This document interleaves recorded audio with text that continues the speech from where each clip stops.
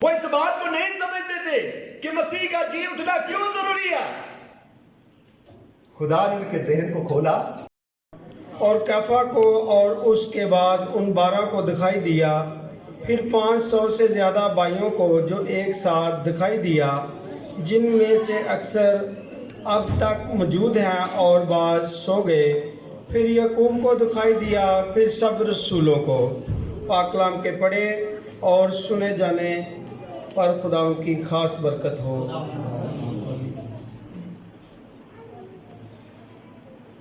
بہت شکریہ. خدا آپ کو برکت دے میرے بھائی. ہائے میرے عزیزو، ہم اپنے ایمان کا اقرار کریں گے. میں ایمان رکھتا ہوں خدا قادر مطیع پر جو آسمان اور زمین کا خالق ہے، اور یسوع مسیح پر جو اس کا اکلوتا بیٹا اور ہمارا خداوند ہے، اور روح القدس کی قدرت سے پیٹ میں پڑا، کنواری مریم سے پیدا ہوا، پینتوس پیلاطس کے عہد میں دکھ اٹھایا، مصلوب ہوا، مر گیا، دفن ہوا، عالم ارواح میں اتر گیا، تیسرے روز مردوں میں سے جی اٹھا، آسمان پر چڑھ گیا، اور خدا قادر مطیع باپ کے دہنے بیٹھا ہے، وہاں سے وہ زندوں اور مردوں کی عدالت کرنے کو آئے گا. میں ایمان رکھتا ہوں روح القدس پر، پاک کلیسیا پر، مقدسوں کی شراکت، گناہوں کی معافی، بدن کی قیامت اور ابدی زندگی پر. آمین. آپ سبوں کا بہت بہت شکریہ. بیٹھ جائیے گا.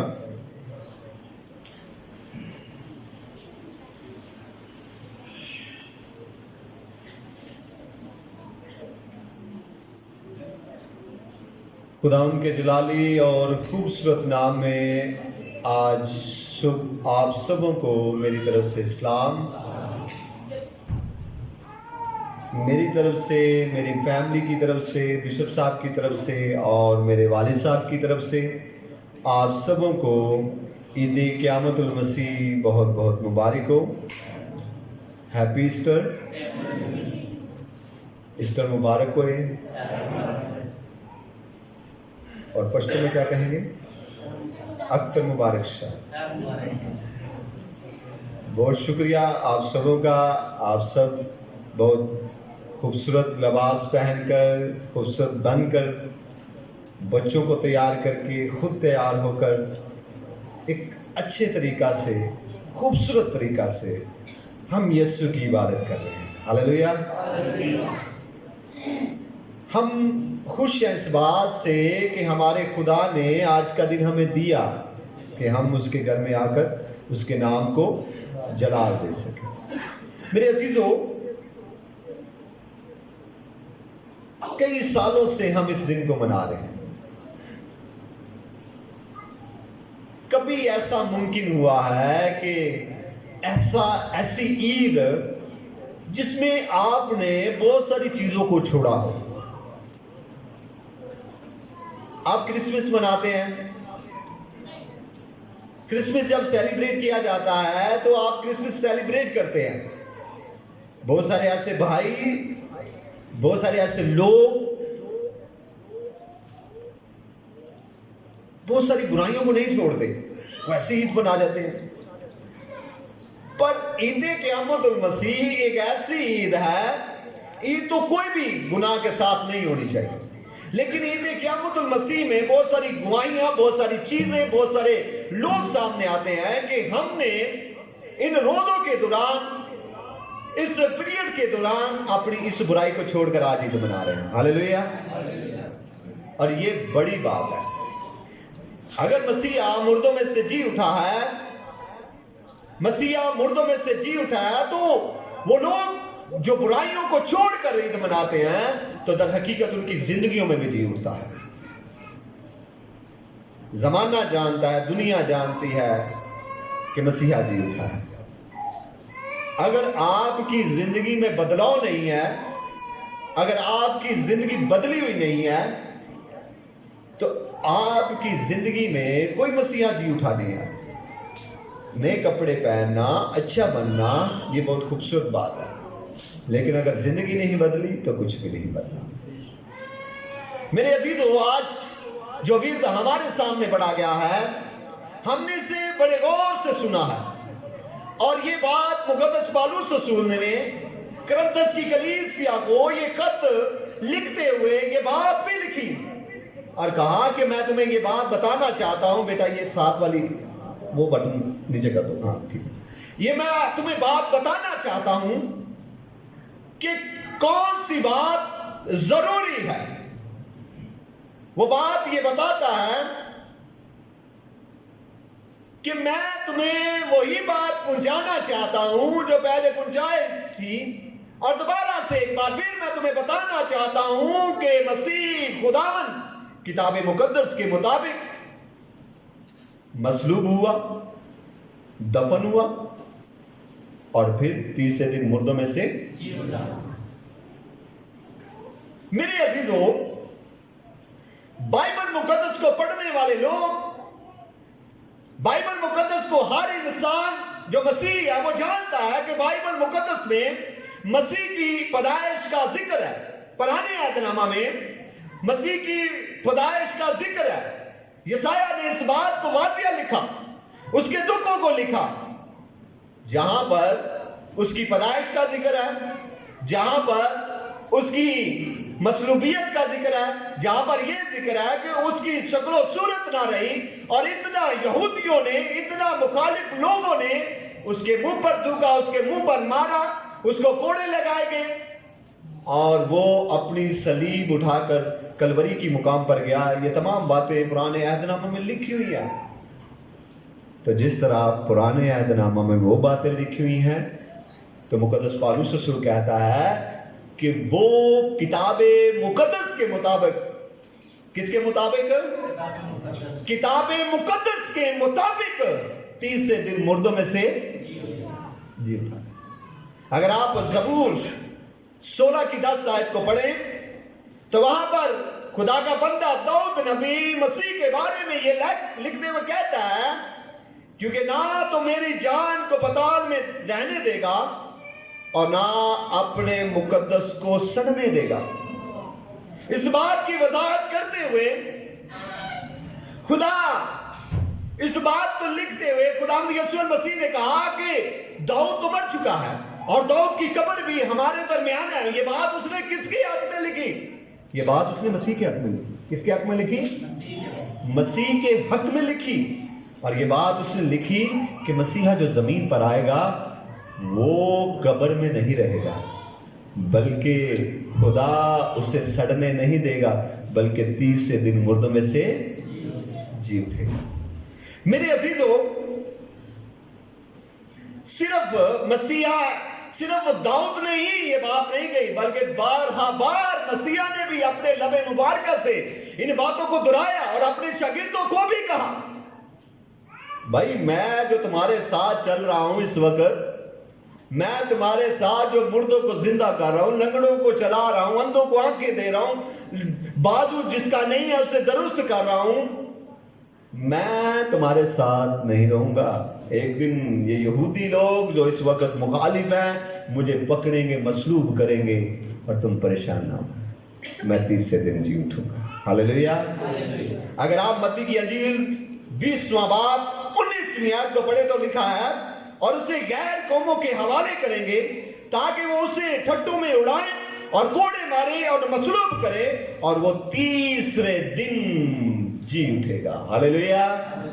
मेरे अजीजों, मरकज की अंजील और उसके 9वें बाब की 9वीं आयत को पढ़ें तो वहां पर लिखा है, जब वो पहाड़ से उतरे थे तो उसने उनको हुक्म दिया कि जब तक इब्ने आदम मुर्दों में से जी ना उठे, जो कुछ तुमने देखा है उससे किसी को ना कुछ कहना। मेरे अजीजों, मसीहा ने बार अपने शागिर्दों को, अपने साथ चलने वाले लोगों को ये बात कही कि मैं तीसरे दिन मुर्दों में से जी उठूंगा। मेरे अजीजों, ये बात हमने इस बात को जाना है कि किताब मुकद्दस के मुताबिक जी उठे खुदावंद यीशु मसीह, और खुदावंद यीशु मसीह ने अपने लबे मुबारक से कहा। अब दर हकीकत चंद बातें जो मैं अब तक पहुंचाना चाहता हूं कि जरूरी क्यों था खुदावंद का मुर्दों में से जी उठना, जरूरी क्यों था, ताकि हम इस बात को जान सकें कि बाइबल मुकद्दस हमें इस बात की तरफ, किसकी तरफ लेकर जा रही है कि मसीहा क्यों जी उठा और किस लिए जी उठा। उसका खून बहाना काफी नहीं था, उसका कोड़े खाना काफी नहीं था, उसका सर पर ताज, कांटों का ताज पहनना काफी नहीं था। क्या यह जरूरी था कि वो मुर्दों में से जी उठता। आए इन बातों को जानेंगे और इन बातों पर थोड़ी थोड़ी सी रोशनी डालेंगे और समझने की कोशिश करेंगे कि मसीहा क्यों जी उठा। पहली बात जो मैं आप तक पहुंचाना चाहता हूं वो ये है कि मसीहा इसलिए जी उठा ताकि वो कलाम की तकमील कर सके। तकमील का मतलब होता है पूरा कर सके। किसको पूरा कर सके? पूरा कर सके।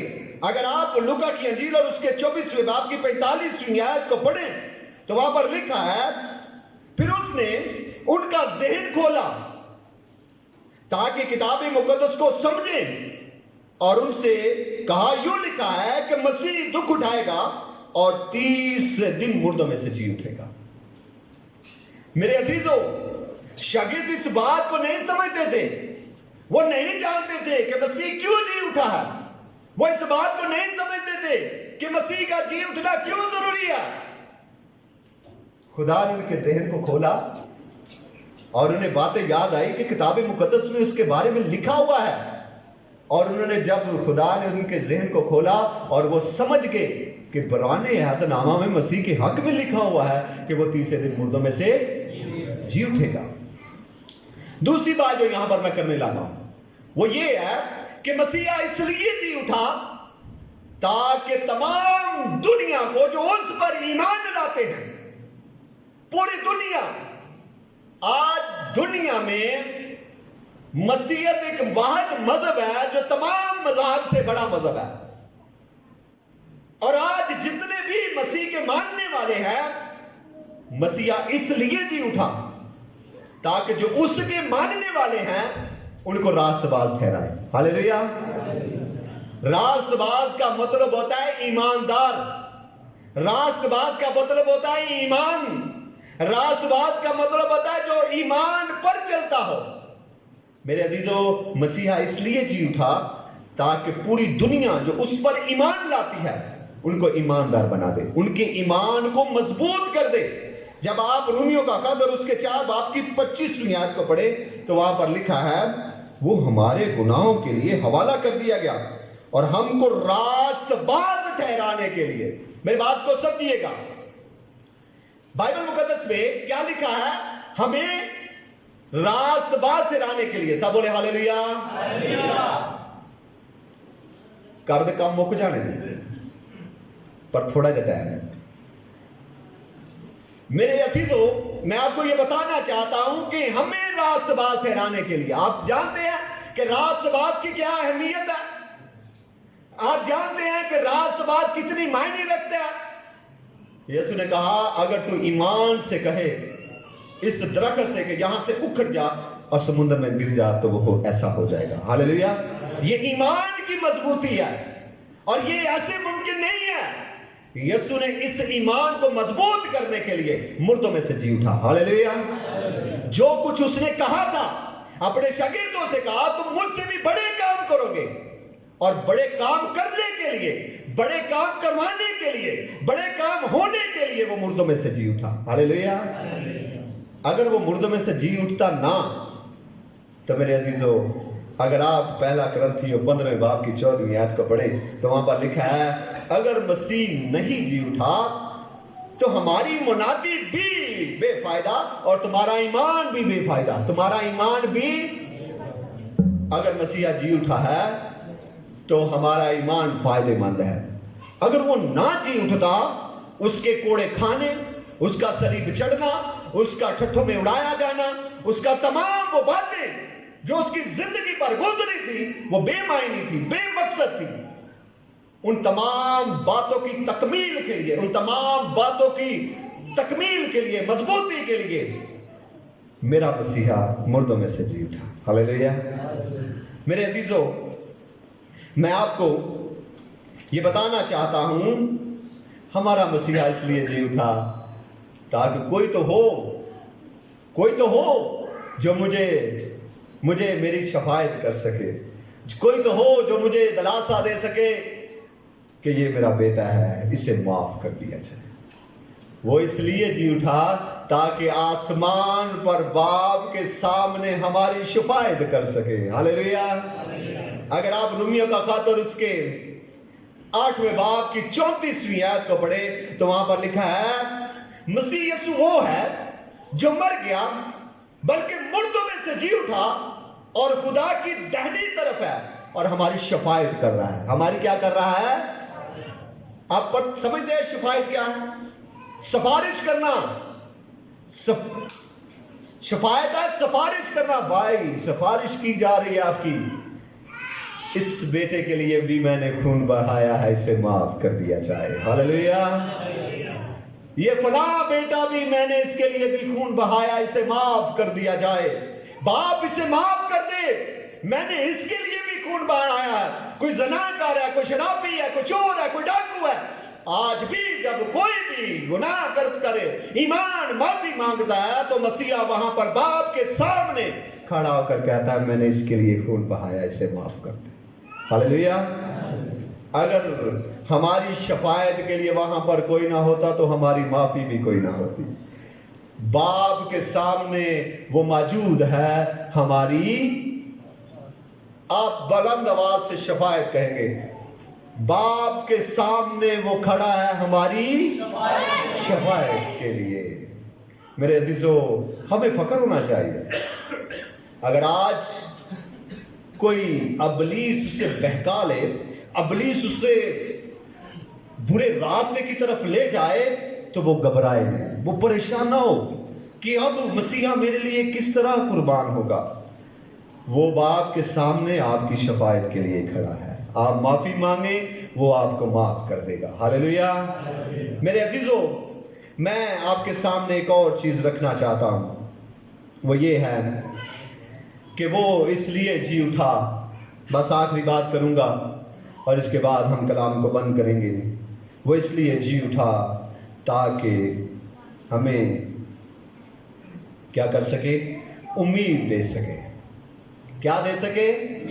उम्मीद दे सके। बहुत सारे एक पंजाबी की कहावत है, ए जहान मिठा ते अगला किने मिठा। इस जहान मौदा करो, अगला किने देखा। ये बात मेरी याद रखे, जिस तरह मसीह जी उठा है, तमाम मुर्दे जी उठेंगे, तमाम मुर्दे जी उठेंगे। और मेरे अजीजों, सबका हिसाब होगा, सबका हिसाब होगा। जो आज कहते हैं कि इस जिंदगी में ही जिंदगी है, ये जिंदगी महदूद जिंदगी है। लंबी जिंदगी तो आगे बढ़ी है, जो ना खत्म होने वाली जिंदगी है। मेरे अजीजों, अगर आप पहला कुरिन्थियों 15वें बाब की 20वीं आयत को पढ़ें तो वहां पर लिखा है, लेकिन फियल वाक्या मसीह मुर्दों में से जी उठा है और जो सो गए हैं उनमें पहला फल है। जो सो गए हैं उनमें पहला फल है। जिस तरह मसीह जी उठा है, तमाम लोग जी उठेंगे। मेरी बात को याद रखें मेरे अजीजों, हमारे लिए उम्मीद है। अगर आज मैं ईमान में जिंदगी बसर कर रहा हूं, अगर तवज्जो कर रहा हूं, मेहनत कर रहा हूं, ईमान में चल रहा हूं, अगर कोई भाई बेटी बहन ईमान में मजबूती में अगर मेहनत कर रही है, तो उससे उम्मीद है कि मैं एक दिन मुर्दों में से जी उठूंगा। अगर मरना ही है, मरकर दूसरी जिंदगी नहीं है, तो आए खाएं पिए। मुकद्दस पौलुस रसूल कहता है कि अगर यही जिंदगी है, इसी जिंदगी में सब कुछ है, तो फिर आओ जो कुछ हमारा जी जाता करें फिर हमें क्या जरूरत है परहेजगारी की, फिर हमें क्या जरूरत है बुतों से बात रहने की, फिर हमें क्या जरूरत है ज़िना ना करने की। मेरे अजीजों, वो कहता है अगर हम आज परहेजगारी में जिंदगी बसर कर रहे हैं तो इसलिए कर रहे हैं कि हमें उम्मीद है कि एक आने वाली भी जिंदगी मौजूद है। हालेलुया। और ये मसीह ने जिंदा होकर इस बात का सबूत पेश किया। मेरे अजीजों, मैं आज आपके सामने ये रखना चाहता हूँ कि मसीहा इसलिए जी उठा ताकि हमारे ईमान को क्या कर सके? मजबूत कर सके। आपका ईमान मजबूत, आपके अंदर दलेरी मजबूत, और आप जिंदा खुदा पर ईमान रखने वाले लोग हैं। जो जिंदा खुदा पर ईमान रखते हैं वो कभी घबराते नहीं, वो कभी भी घबराते नहीं। खुदा आज के कलाम के वसीला से हम सबों को बड़ी बरकत बख्शे।